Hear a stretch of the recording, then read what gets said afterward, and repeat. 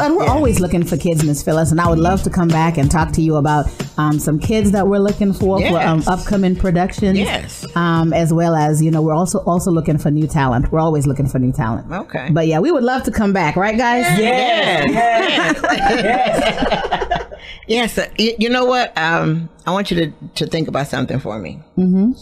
After you finish Sunday dinner, yes, ma'am, I need you to pick a restaurant and actually have a Sunday dinner and invite everybody to it. Bless the Lord. That sounds like a great idea. That sounds like a really great. That sounds like a really great idea. And I think and it'll be more of a community family dinner because we're a community family as well as family. But I think that'd be a good idea. Yeah. A community family. I like that idea. Maybe you and I can sit down and talk about that some more. Because I think that would be great. That's an extension, but it keeps everybody in gear. Yeah. And, you know, and this is what we really aim for the Play Sunday Dinner to do. We really aim for families to really start talking about issues that they have that have gone on for generations and it's unresolved and it's being passed on from one generation to the next. And we also hope that we would empower and encourage everyone to just call your family members and have a Sunday dinner, have a barbecue, have a fish fry, you know, just get together and have Sunday dinner. Put the telephones down, put your technology down, you know, turn the game off, and families just get together because life is so precious. Life is so short. And we always celebrate families at funerals when somebody is gone. How about we celebrate when somebody's alive? You know, with Sunday dinner. And so that's what Sunday dinner endeavors to do. Just bring the family together and start talking. And the main thing is you said start talking. Start talking. Because with families, we have that, the negative, and it's a negative thing, we should never start it, but we did, is, you know, you don't tell anybody what happens in the family. Yeah. When in actuality, we should have been talking about things. Yes. You know, so it'll re-energize that too. Because with those other relatives who tell everything that's going on, we actually realize now we were glad they did. Right. You know, you know, because then you were like, why'd she say that? Nobody was supposed to know. You know, and then after that, you got something to say about it because you know a piece of the puzzle. Right. By the time everybody finished, there's the whole puzzle. You know, and that's at Sunday dinner. Yeah. It's at dinner. So that's also good. That's also good. I was telling you, okay, you said CASA, and I was letting you know, we are, I'm part of Bell County Child Welfare Board.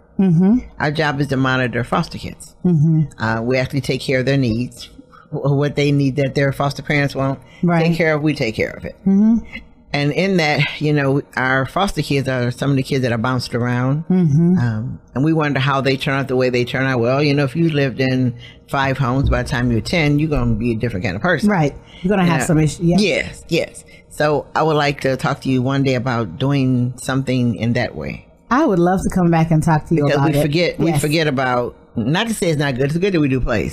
But if we're doing plays about today's issues, we need to remember not to leave certain people out. You know, certain things out so we can cover it because it's fun. I mean, it's fun to get it out. Yes. And once you get it out, you can't take it back, so it's out there. You know, and then we begin to realize and build. Because as a community, we're also a family. That's true. You know, we need to remember we're a community, but we're a family community. You know, because I don't know you now. I know you now. So later on, you know, when I see you and something, I'll be like, hey, listen, we need to talk about this real quick. You know, and you go, oh, okay. You know, it becomes, oh, okay, well, you know, let's do this. You know, and as a community, when we talk about supporting the community and showing the community what we're all about, you know, we need to remember the little people. And I always call kids the little people. The little people, the children. You know, because they pay attention to what you do. What we're doing. You know, because I say they don't have homeboys on the street. You know, they don't have all these things. So us is who they have to look up to and pay attention to. You know, so the more we pour into them, the better they become. And the more we let them know, we know who you are, we know who you are, we know who you are. So we're going to do this for you, hoping that you understand that we're doing it, but it's for you. Right. You know, so. And that's one of the reasons we wanted to partner with CASA. Because as a social worker, those things are very important to me. And as a former CPS worker, I was a CPS supervisor for several years. And so I know that it is a very important, especially here in Bell County, Central Texas on a whole, you know, we have a struggle with the high rates of child abuse, and even child deaths. And so that is something that I'm very passionate about as well. And so the next play in April is definitely addressing some of those issues. Yeah, because we're also number one with foster kids. Yeah, we have a high rate of foster kids, and I don't remember all of the statistics right now. Yeah. But I would love to come back and talk to you about the statistics and even bring some of our partners with us. Right. And we can talk about before we do behind closed doors in April. Yeah. We can definitely come back and talk about this issue in our community, because we can't have Sunday dinner if there are some kids that are still out there who cannot enjoy Sunday dinner. True. You know, and so Sunday dinner is bringing those immediate families together, but we do have to recognize that there's a population of people who just don't have it, who don't have those families, and so we have to address that as well. You know, and as you're talking about on a previous show, I always bring on, there's a group of boys called the Young Boys of Honor. They all go to, I can't say the name of the school, but they all go to one elementary school. Okay. And these are some powerful little boys. Ah, okay. They came on my show and did and talked about men. Yeah, you men. They took you on and raked you over the coals. Oh, wow.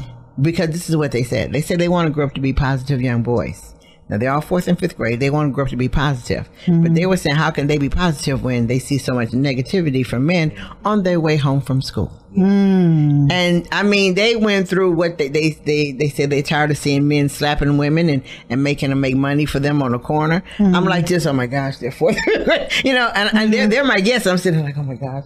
What else did they go? Right. But they not ripped men apart, but they were saying, to me, they were asking for help. Right. You know, because they realized that, yes, they want to be good little boys and grow up to be powerful men, but they also realized the neighborhood they were in, it might stop them. Wow. So they were asking for wherever the men are, come see with them. Come see them. Come visit them because they need you. So the Nighthawks is an ABA basketball team. Their owner was listening to the show. So the owner contacted the Young Boys of Honor. So now they come out there and play them.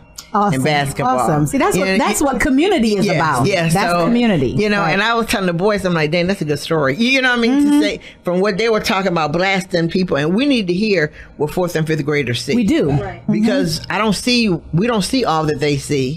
You know, and they tell it straight up. They don't know, they don't cut the corners and make it cute, you know, because, you know, one boy, he said that, and when he said it, I was going to fall on the floor and laugh, but I realized I had to do this and redo my face because he said that he thought of his mother's boyfriend sitting on the couch in his underwear eating pork rinds and watching TV. I was like, oh, okay. Yeah. You know. Well, I was like, whew. Okay, my thought is, hope your stepfather's listening. I don't think I could control my face either with that statement. Yeah, no, I'm like, ooh. You know, and I had some men who heard that, who took that to heart. Because one man said he said he actually does that. He said so he didn't realize how he was being portrayed. Wow. You know, and I was like, yeah, this is, and you know, he was like, he said, that's not my kid, but he was portraying me. Right. You know, he said, he called me out. You know, so at the end of that bunch of men took the kids to Golden Corral and had a talk with these, to explain and to talk to them, to make them understand that we hadn't been over there, but we didn't know. Wow. Now you told us we could do something about it. And, you know, and I said, okay, that made a tighter community now. Right. You know, and it made it more close fit. And like I said, they took them out to eat. And, you know, and what day was it? It was a Sunday. Right. You know, but look at how dynamic that turned out. The kids got on the show to talk about concerns that they saw that were very relevant to them. And that was their own experience. And then the very men that they were talking about, you know, heard it. Yes. You know, and decided to do something to impact these little boys' life. And this is something that those little boys are going to remember forever. Yes. And so this is what community is about. This is how we really take our community and take our state back, you know, take our area. And it's these little things, step by step. This is what we have to do to really impact children as well as community. So they'll be at your play because they're in community and schools, and Mr. David Woodbury is the person who they look up to. To them, if you ask these young boys, what's your male figure, they're gonna point to one man. Oh wow! They're gonna point to him because that's awesome. He's bought them uniforms now. Right. That's awesome that they have somebody. Yeah. So they have suits now that's with their emblem on it. So now they're really cool because he bought them their suits. So he's been taking them out to places Wow. Wow. He's gonna bring them to the play so they can experience the play. Okay. And see. Okay, this is what this is. Wow, Miss Phyllis. Well, definitely, I want to know that they're in the audience so we can recognize that entire group. We would like to recognize that group when they come to the play. And thank you so much. Yeah, they'll be there. We appreciate that. So, because that's an experience that they need. Right. Yeah. How we get some pictures with them, Amp? What do you think? Like all of we can get. I mean, that'll be great. I mean, what you're talking about, even like with the Sunday dinner. Right. I'm from Alabama. I'm from Birmingham. That's one of the things that was always, just basically what was in my family. Because my mom had 9 boys. Woo. So we didn't get the option. Wait a minute, all boys? All boys, no girls. Thank God. Thank listen to you.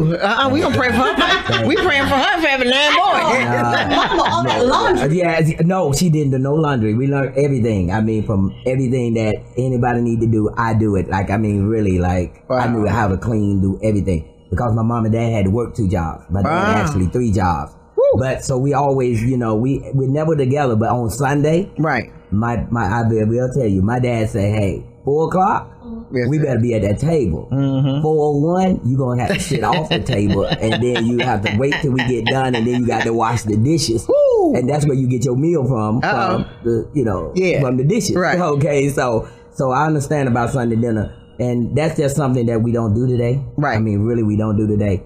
Now, at my home, we do it every Sunday. We invite people. Even Mo, she comes over and eat on Sundays with us as well. But, I mean, we just bring, just the whole community in. But that was just something that we do all the time. You know what I'm saying? Even more, she already put her request in what she wants for tomorrow. So we're going to make sure we have that. Request. Okay. But it'd be big and everything and that. But it's just the idea that, when we sit around, we get the idea that, we talk. Yes. And then we understand, and then we get to know that some things that are going on right here that we like. I mean, I'm sitting next to Mo. I love her. I call her my daughter. Yeah. And then, but when we have that conversation, you like, wow, I didn't know. Right. And then they don't know. Yeah. You know what I'm saying? And she would tell you, when we sit at our house, it's transparent. Yeah. Okay. If my wife look at me crazy, I'm like, hey, y'all know we got problems here, right? So we're going to go on with that, you know what I'm saying? But it's the idea, I mean, even with my son and my daughter and the young ladies that comes over, Ellison High School. Oh, I'm sorry about that. That's okay. That's all right. The girls that plays high school, they come over and eat with us too. But the idea is just that we showing them family. Yeah. This is what we do. Yeah. Just like you say, it's not even maybe not happening in their family. Yes. But then they can take that home and say, hey, why can't we do this besides Thanksgiving? Yeah. Besides Christmas? Yeah. Let's just do this all the time. Yeah. You know what I'm saying? And so this play is like really just opening up a door for me. I mean, honestly, when I start calling my younger nieces and my nephews because I'm saying, wow, I need to get that connection again. You know, it really, I mean, like it came back into my heart again. Right. You know, because we need to share stories. You know what I'm saying? My niece came and seen me this week. Oh, wow. So, so we got to share those stories, but they can carry on with the stories. Because if not, you know what I'm saying, the storyline would just end. It does, it will. Yeah. And the talks end. And that's when the problems begin. Yes, definitely. Yeah. Well. This is Miss Baggett's lady. Oh, Baggett. I didn't say that. Yes, you did. No. I'm so excited about Sunday dinner. Because I want my family. Oh, my best friend's calling. Okay. So she's of the technical age. Yes, and that's one reason why our phones. We got to put our phones down. It's really important to just focus on the time because, as we spoke about it earlier, we come together when it's a funeral or when something bad happened. You know, that shouldn't bring us together. Let's have Sunday dinner because we get to really talk about our week, talk about our goals, our future plans, and just really love on one another. And I think that's more important than just being at the table on your phone. So we had this little trick. If you're on your phone or if you go out to eat, that's me, my mom, my sister. If we go out to eat, you got to put your phone in a little basket, put your phone in the middle of the table. And whoever's on that phone got to pay for that meal. Right. Ooh, that's a good idea. That's a good idea, right? That's a good idea. because what I think is, young people, you all put Gorilla Glue in your hands and put your phone like right here, right? And then like our mom. And no matter what y'all do, the phone is still there. Exactly. And they're talking to us, and we're just like, okay, yeah, I got you. And you miss out. You can't get that time back. So I think it's important that all our family come together for this play. Because you all even text people in the same house. We do. Yeah. Oh, that's you know, you're in the same house and you're gonna text somebody instead of getting up to, you know, and doing a new thing called walk. Yeah, it's a brand new, just started the other day. It's called, you know, put one foot. I do that to elementary kids. I work in elementary school, so that's my elementary term. I tell them, you know, start running down how walk. It started yesterday. Right. It's called slowly put one foot in front of the other. But for you techno kids, you know, it's a new thing. They just started it, and it's called walk. Walk. Yeah, it's old fashioned, but you know, but you all, I think you put Gorilla Glue in your hands and y'all hold the phone like that, and it does this with you all day long. Yeah, because it, you know, Gorilla. Yeah, so I think that's what you all do. But you need to put the phones down, right? Because you know, or either cut it off for a minute. Phones need to regenerate. Cut it off. Yeah, it's a switch on there that says off. But you know what you just said, though. One thing my dad used to say, and I love what you just said because it always came to my memory, and I try to, and I'd even tell my children them this when they come into the bedroom and all of them laying on the bed talking to their mom and everything, and they see me smile and they say, "Why are you smiling?" I say, "Y'all giving me roses." Because when we was little, my dad used to always say, "Give me my roses while I'm alive." Right. And I used to always try to figure that out. And then one day I just had to ask him, "What do you mean?" He said, "You know, just us communicating, sharing love, sharing conversations and things of that nature. It's just basically giving me my roses now, because the ones when you give it to me in my grave, they're going to die." Yeah, that's true. That's true. So, that's true. So I always like tell everybody, please just give me my roses now. And you see, you say that, but I come from a family, my dad was born in Africa, but I come from a family that we don't believe in funerals at all. Because my father and his father and on, and even my grandfather on my mother's side would say, "Why are you coming here to see me now and I'm dead? Where were you to come to see me when I was living?" You know, so to us, funerals are of no use, because you need to talk to the person when they're living. Right. When they're dead, you're talking to a piece of nothing, because nothing's in there. So we don't do funerals at all. But you know, that is beautiful, because one of the things my brothers and them, they ask me, they say, "You don't cry it, you know, you don't grieve," like, and I say I have nothing to grieve about, because I gave them all their roses, right? All their lives. So there's no reason for me to feel guilty or anything about that, because they're going to heaven now. So they're transitioning. Right. You know, so I'm okay with that. But I loved as hard as I could. And I, you know, just tried to give them as many roses as they was when they're alive. Yeah, definitely. Wow. So we having Sunday dinner right now, right? Yeah. It feels like it. It really feels like we're having a family Sunday dinner right here on 103.1 Kiss FM.